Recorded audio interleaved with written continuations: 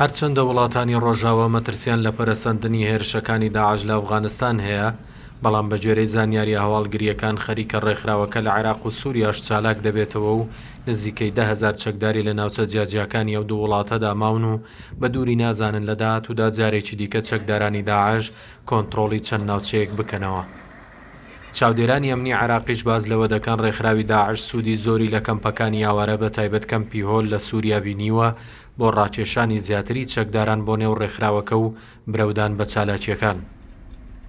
هاوکات بەرپرسانی وەزارەتی گەنجینەی ئەمریکاش پێیان وایە تا ئێستا کەمپی هۆل ناوەندێکی سەرەکی پارەدارکردنی ڕێکخراوی داعشە و چەکدارانیشی بە ئازادی لە نێوان عێراق و سووریا تەڕاتێن دەکەن و بەم دواییانەش هێرش و کردەوەکانی داعش لە عێراق زیادیان کردووە. هێزەکانی عێراقیش لە واسەدانین دۆخی ئەمنی بپارێزن و سنوورێک لە بەردەمە و کردەوانی داعشدا بنێن.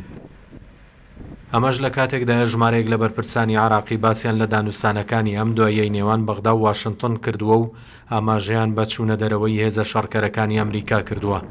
بەڵام ئەمریکاییەکان لە گرنگی ئەم جۆرە لێدوانانەیان کەم کردەوە و لەم بارەیەوە جێسیکا ماکنۆڵتی گوتەبێژی پێنتاگۆن بە دەنجی ئەمریکای ڕاگەیاندووە لە سەرداوای حکوومەتی عێراق هێزەکانیان لەو وڵاتە دەمێننەوە، بەڵام مەرجی هێزەکان بۆ ڕاوێژکاری دەگۆڕێت.